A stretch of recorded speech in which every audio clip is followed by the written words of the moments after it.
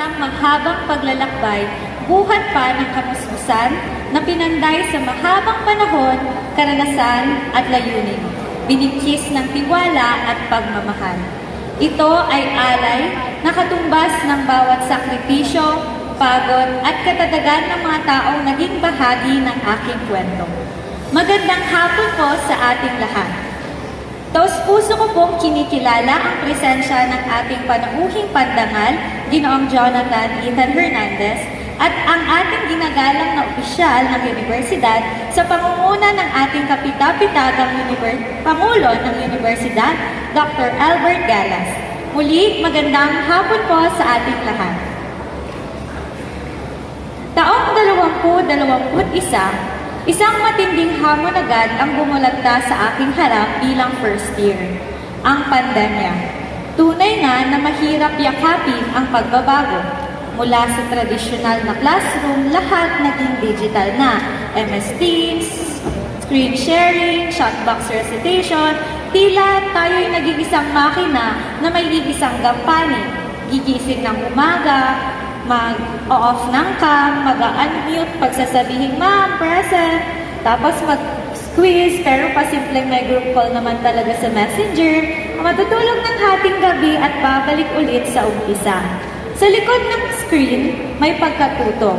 Subalit mas lamang ang pangungulila sa tunay na mundo. Hanggang dumating ang face-to-face classes.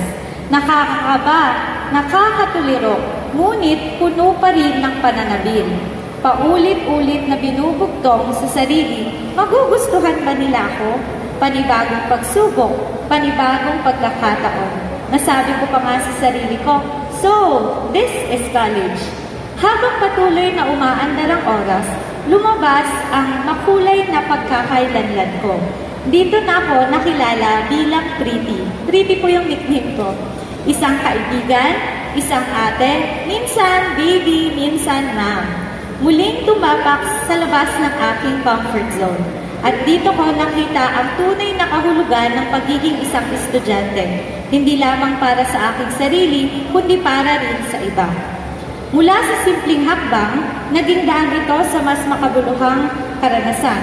Sa pagsama sa Project Bataris, kung saan binisita namin ang Ibaloy communities sa San Nicolas, sa pag-organisa ng Youth Empowerment, Flourish to Nourish na isang mental health event sa Santa Barbara, sa pagtatag ng kauna-unahang Science Student Organization sa PSU Urdaneta, ang AGHAM, sa pagsabak ng pageant upang katawanin ang aking departamento, sa pagsali ng quiz bee, on-the-spot demo teaching, at presentasyon ng individual na classroom-based action research.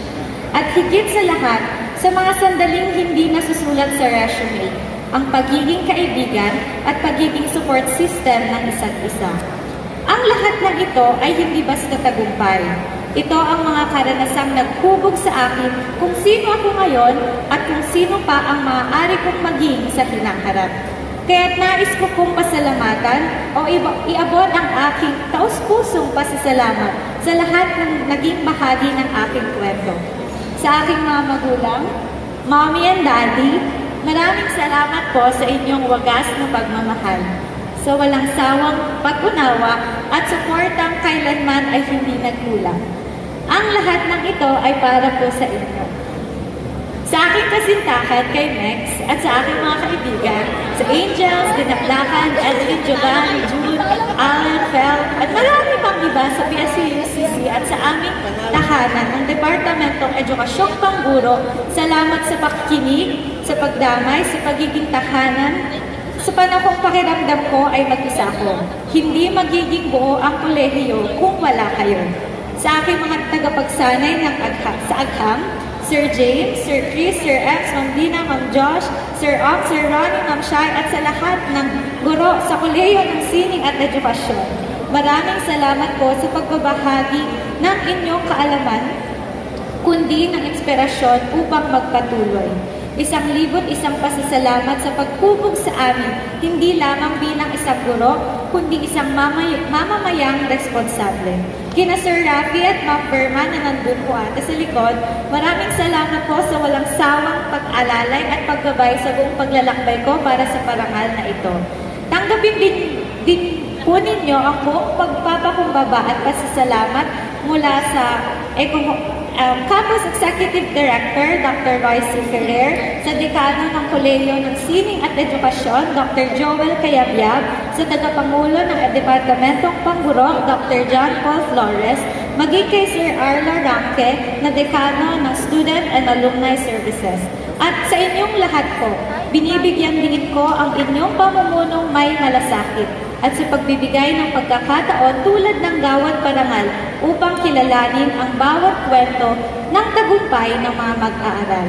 At sa mga kapwa mag-aaral, ito rin ay para sa inyo.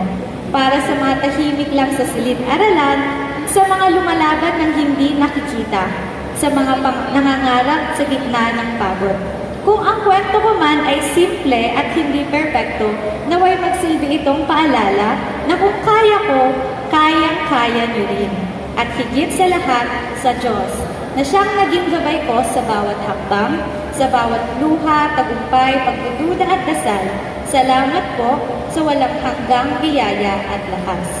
Noong screening ng parangal na ito, tinanong ako, bakit isa ka na dapat kilalanin na natatanging mag-aaral ng Pangasinan State University? Hindi ko po itatanggi na hindi ko talaga nasagot yung tanong na yon. Pero ngayon, naging malinaw na po. Ito ay dahil sa lahat ng dumating, sa mga pagsubok, tagumpay, pag-iyak at paglalakad sa pasilyo ng ating universidad, ibinibigay ko ang buong ako. Dahil ang ako ay hindi lang basta ako. Ako ang pangarap ng aking mga magulang. Ako ang kaibigang maaasahan, hindi lang sa aralin kundi sa buhay. Ako ang leader na natutong tumindig kahit minsan ay natatakot. Ako ay PSU niyan, may kaalaman, kakayahan at higit sa lahat may puso. Ako ay ako. At lahat tayo ay may kwentong natatangi na dapat pakinggan ng buong mundo. Muli, ako po si Christine Virginia Servito Corpus, nakatindig sa inyong harapan hindi lamang bilang ako, kundi para sa pangarap, para sa estudyante at para sa bansa. Maraming salamat po at isang mapagpalang hapon sa ating lahat.